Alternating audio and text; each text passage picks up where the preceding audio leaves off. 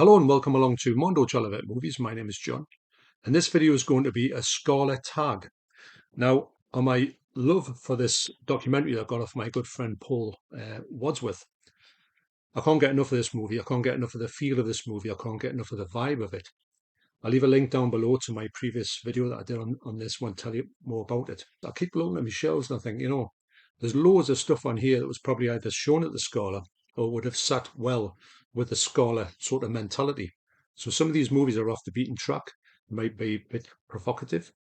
They might have aspects of movie cinema that you wouldn't normally see at the cinema and think, oh my God, what am I watching here? But I think this would fit in the Scala ilk. So I just wanted to put that out there. If anybody wants to tag themselves into this and say, these are the ones I would show if I had my own slot in the festival or even an all-nighter, although these would be probably 2 days of all-nighters if you were going to go and see all these lot. And you might have some really obscure movies on the shelf so you can kind of share with people and you can talk about them and say, this is something that you might want to watch if you're in the school. I might give people some recommendations for some obscure movies that you don't normally see talked about on YouTube videos. Now, these movies are all quirky, I would say, or they've all got an element which you don't find most cinemas wouldn't touch with a barge pole. Some of them would, but some of them wouldn't. Your mainstream ones wouldn't show any of these, I don't imagine, to be honest.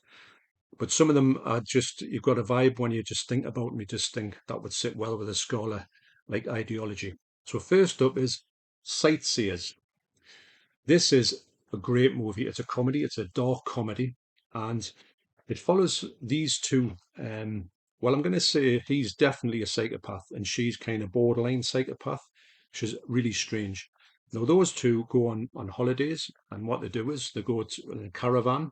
This bloke is triggered by literally nothing. Somebody drops some paper, some rubbish on this bus, and he starts to sort of freak out, and he just thinks about killing people all the time.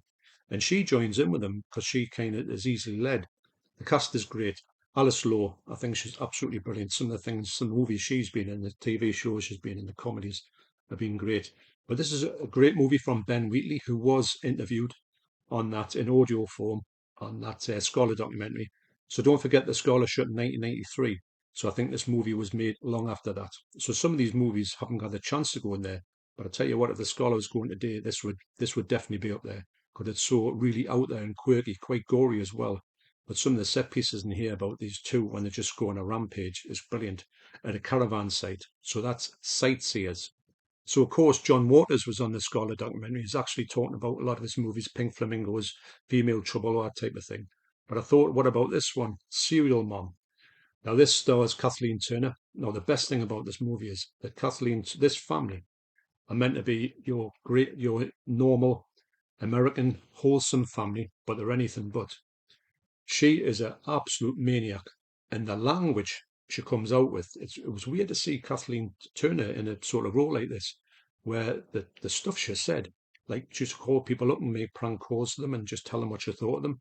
And then next day she would see them, and she was like nicey nice. And her family are just absolutely just the biggest bunch of nutcases you've ever seen in your life. So it's classic John Waters. Doesn't really get talked about that much. So if you showed this to people who didn't really know anything about John Waters and just expected a bit of the average sort of maybe horror movie, it's not a horror movie, it's just a comedy, they would be blown away by this because not to your grandparents' mind, but this kind of the language in it and the way that the sort of the sequences play out are just phenomenal. Well, it's John Waters, isn't it? So you know it's going to be like that. So yeah, this would sit well in that. And when I saw it, I thought, this one never gets talked about, but it's one of his best movies and one of his best known movies that came out and then just got forgotten about. So that's Serial Mom.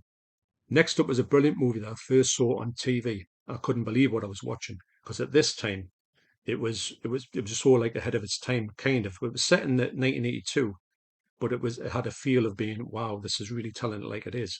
So it is on here. It is that one, Made in Britain. Now that tells a story of this young lad, and it's actually the second story. I can't remember what the first one's called. Meantime, I think it's either In the Meantime or Meantime, where this lad turns into this skinhead called Trevor, and it's phenomenal. And really, recently I've been watching lots of videos of The Exploited. Big fan of The Exploited and Watty. And obviously UK 82, their song is the theme tune to this one, and it just goes on rampage. And if you get the chance to see, actually, I'll leave a link down to it below of the video that someone's cobbled together some scenes from here. And Tim Rother's performance in here was one of them ones when you see him and you see him up and coming, and when he puts this performance out, when you were young, you were kind of blown away by thinking, wow, this is so good. It was one of those first ones where you thought people can actually connect. Highly recommended if you can find this. And it's got a lot of other great English movies there, like TV movies, but that one by far is the best. So that's Made in Britain. Next up is a movie that I would imagine would have played quite a few of them, like they're like sort of musicals or documentaries about music. So this is 2000 Days on Earth. This is Nick Cave's movie. Now I'm saying movie, it's not really a movie. It's like a bit of a documentary. It's a bit of an odd one. But this is a great, whatever it is, a documentary, or it's either a behind the scenes got like some live stuff on it and that. But it's really over the top. I'm really surprised as a 15. There's some quite explicit stuff in here which I couldn't believe I was looking at actually. And yeah, it was on the next level. Now with getting back to Scala, when they show things like that, they are really like, I can't believe the movies that actually showed there.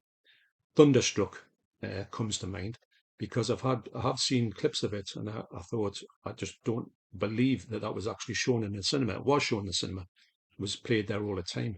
But to see a movie like that with the explicit stuff that was in it, I thought, wow, it just shows you that Scala had like no limits. I don't know how they got away with it. That's one of the things that I don't understand about the fact that they show these borderline, movies that were like out there, and they seem to just be able to play them. I just don't know how that happened. But anyway, this is a great documentary, great music. Nick Cave is just legendary. There's nothing to say about him that isn't good. His albums are brilliant. And yeah, so this is a great documentary if you want that sort of Scala feel to go with, like independent, indie, to go with your music. So that's 2000 Days on Earth. And how's this for a double bill? What about these two? Necromantic 1 and 2. Now, I can't really show anything in here because they're quite explicit, to say the least.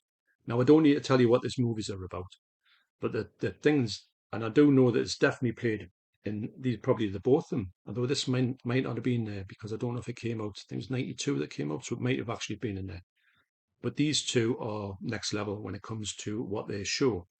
And the funny thing about these is because they weren't banned, but they were stopped from coming in the country for a long time. Actually, when Arrow released this one, I thought, I can't believe this is coming out.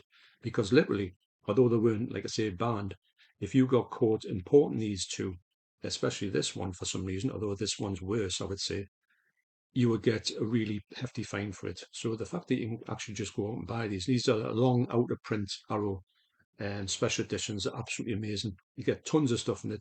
Like I say, I can't really show you too much about them because of the stuff in here that's very graphic, and also the films themselves are pretty good, like more like arty stuff. But the things that come out with the music, actually, you get the soundtrack in both of them, they're quite good. This one's by far the better. It's got one of the best endings, best last lines in any movie you would ever see. So that's Necromantic 1 and 2. How's this for an obscure comedy? The Bed Sitting Room. This film was, I think it's from 1970, 1969, 1971, something like that. I think I talked about this way back when in my channel. I think it was one of my first videos I put this on. This is one of those movies I saw on TV and I couldn't take my eyes off it.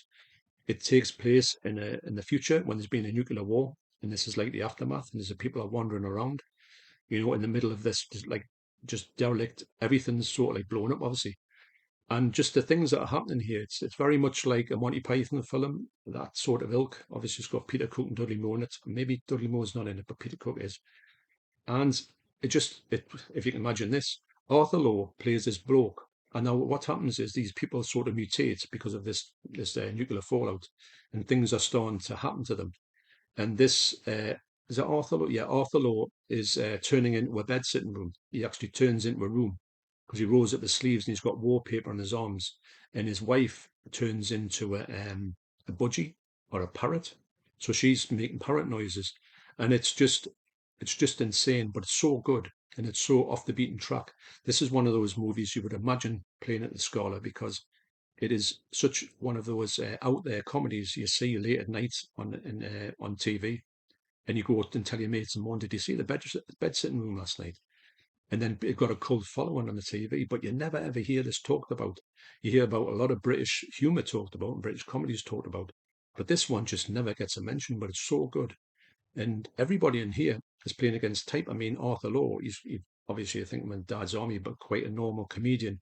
But he's actually playing this in this weird sort of Monty Python-esque form, which is brilliant, actually. One of those films, if you ever showed it to somebody with a cast in it, they would not get any idea of how crazy this movie could be. So that's the bed sitting room. So this next film is really insane. Rubber, about a killer tire. Yes, you heard it. Plenty of people know about this movie, but it doesn't really get talked about so much because it is one of the best, weirdest films you can ever see. Yes, it's just about this killer tire that goes around killing people.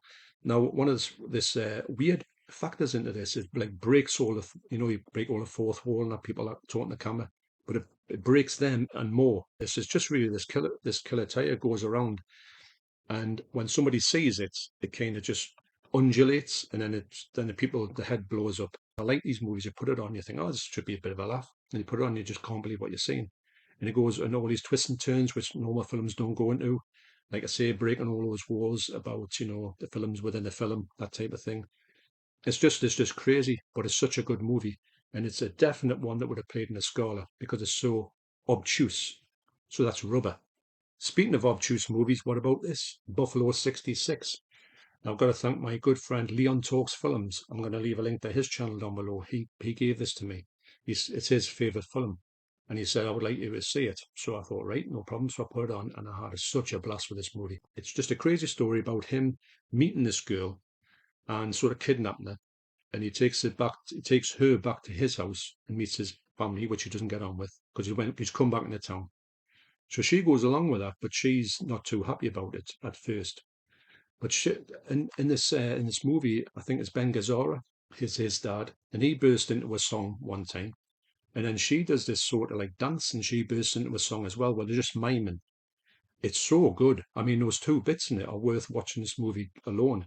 Never mind this movie itself. It's just a fantastic movie. And I'm so glad that Leon told me about this and gave this to me because I would have never known about it. It's another movie you don't hear about, but maybe it's one of those ones when you talk about it, everyone goes, "Oh yeah, I have seen that." But if you like these really obscure movies that I'm talking about here, this is one of the best ones you'll ever see. I couldn't get enough of it. And yeah, the performances from these two is absolutely amazing.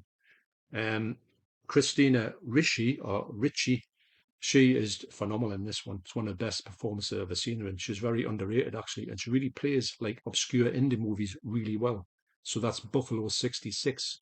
And last, as I know, Scala used to put on these really weird movies that you would never see anywhere else, but were kind of ones you would love to go and see at the cinema. This is just something that spoke to me when I looked at it, and I thought nobody ever talks about this one as well. Godzilla 84 or 1984, or The Return of Godzilla. This is when Godzilla had done all the 70s stuff and they went a bit strange and stupid, but I loved them, And then he kind of slipped off the radar for a bit and he came back with this, I'm going to say this is a US film, Godzilla 84, 1984. And I got it fairly recently and I hadn't seen it at all, actually. I put it on and I couldn't believe how good this movie was. Now Godzilla's making a resurgence at the moment with all the Godzilla movies going around, and this one is right up there with them. It never gets talked about, and people get a bit lost with the Godzilla franchise because they're all over the place. They're going from here, there, and everywhere. And they left the first era in 1975, and then they started the second one off in 1989. This is right in the middle. And it's a great standalone movie, and actually the Godzilla effects in here, the monster is really good.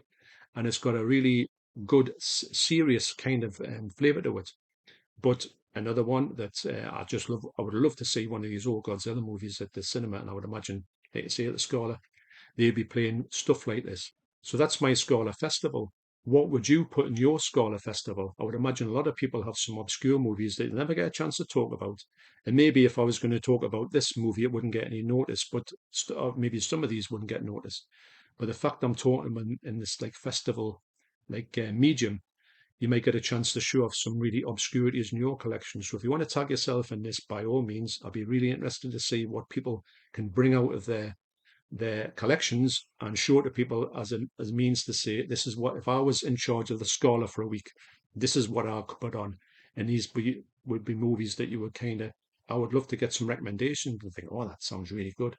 Because if it's got a Scala feel to it, I feel like I could watch anything that was put in the Scala, even Thunderstruck, which I probably will get because there's not much talked about and it seems so obscure and so crazy that these are the things that I like. So thanks for watching. You take care, and I will see you in the next video. Cheers.